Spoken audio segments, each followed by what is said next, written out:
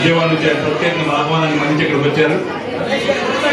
మరి ఆయనకి రమేష్ గారు బొట్టు పెట్టి గంధం పోసి సుగంధ ద్రవ్యాలన్నీ వాటితో సత్కరిస్తున్నారు. లబ్ధి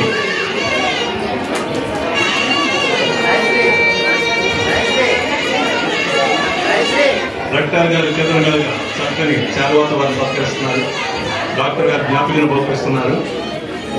మరి ఈ మా ప్రతిష్టాత్మకమైన మా అకాడమీ వేదిక మీద ఎంత చక్కగా మరి వారికి వారి యొక్క టాలెంట్కి వారి యొక్క ఆర్ట్కి ఇక్కడ జరుగుతున్న సన్మానం ఇది వారికి ఇచ్చామంటే మొత్తం ఆర్టిస్టులు అందరికీ సంబంధిస్తుంది.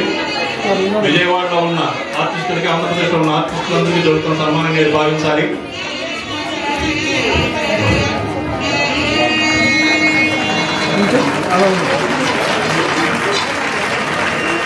Thank you sir, thank you very much.